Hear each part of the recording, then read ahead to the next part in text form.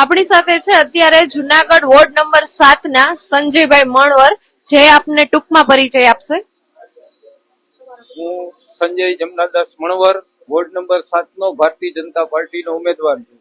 અમારી પેનલમાં મારી સાથે મારા નાના ભાઈ સમાન જયેશભાઈ બોગરા, અમારા ભાવનાબેન વ્યાસ અને વંદનાબેન દોશી, અમે 4 લોકો વોર્ડ નંબર 7 ના ઉમેદવાર છીએ. તમે આ ચૂંટણી જીતી જાઓ તો શું કાર્ય કરશો વિકાસ માટે? જો અત્યારે હાલમાં અમારા પૂર્વે મહાનગરપાલિકાના જે કઈ સદસ્યો અને અમારા બોર્ડે ખૂબ જ વિકાસના કામની શરૂઆત કરી છે. જેમ કે ભૂગર્ભ ગટર, હર ઘર, જે નરેન્દ્રભાઈનું સપનું છે દરેક ઘરે પાણી મળે એના માટે પાણીની યોજના, ટોરેન્ટ ગેસ, ઘરે ઘરે ગેસ માટે થઈને એની લાઈન, એનું કામ અત્યારે પૂરજોશમાં ચાલી રહ્યું છે પૂરા જુનાગઢમાં. હવે એમાં જે કઈ ઘટતું કરતું હશે એ બધું કામ અમે પૂર્ણ કરવાના છીએ. જેમ કે એના અનુસંધાને રોડ રસ્તા ખોદાણા છે, તો એ બધું કામ સંપૂર્ણ પૂરું થાય એટલે એની સાથે જ આખા અમારા વોર્ડ વિસ્તારને ફરીથી રોડ રસ્તા અને એ સિવાયની જે જરૂરિયાત છે એ અમે અવશ્ય પૂરી કરશું અને વહેલામાં વહેલી તકે. આપણે જો ચૂંટાઈ જઈએ તો આપણા જે સભ્ય છે વોર્ડના, એ લોકો સાથે તમે સંપર્કમાં કઈ રીતે રહેશો?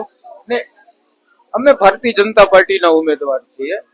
હું ભારતીય જનતા પાર્ટીના સંગઠનમાં મહામંત્રી તરીકે પણ કામગીરી કરેલી છે. અમારે ત્યાં ભાજપની એક પ્રણાલિકા છે કે અમારા વોર્ડ પ્રમુખ અને વોર્ડના આગેવાનો અમારા કાર્યકર્તાઓ સાથે, કારણ કે અમારા જામીન અમારા કાર્યકર્તા છે અમારા વોર્ડમાં, એટલે અમારી ટીમને કોઈ પ્રશ્ન, કોઈ પ્રજાલક્ષી પ્રશ્ન આવે કે એમની ઈ બાબતની રજૂઆત આવે તો એ અમને જ રજૂઆત કરે અને અમારે 100% એ કામ પરિપૂર્ણ કરી દેવું પડે. એટલે અમારા કાર્યકર્તા એ જ અમારા હાથ છે. તમારા વોર્ડની અત્યારની સમસ્યા કઈ છે એવી કે જે તમે ચૂંટાઈ જશો તો એને સુધારી શકશો? વોર્ડ 7 અમારે અત્યારે એક જ આ સમસ્યા છે નહીં, પણ એ જે અમારું કામ ચાલે છે, ભૂગર્ભ ગટર, પાણીની લાઈન, ગેસની લાઈન, એ કામ અન્વયે જે કઈ રોડ રસ્તા ખોદાણા છે એને પ્રોપર, જ્યાં જ્યાં અમુક વિસ્તાર જ્યાં કામ પૂર્ણ થઈ ગયું ત્યાં રોડ, મુખ્ય રોડ ને બધું બની ગયું છે, પણ જે અમુક વિસ્તારમાં નથી થયું એને સંપૂર્ણપણે રોડ રસ્તાની સુવિધા મળે વિસ્તારને, એના માટે જ અમારી કટિબદ્ધતા હશે. આપને છેલ્લો સવાલ કે આપ તમારા વોર્ડને શું સંદેશો આપવા માંગો છો?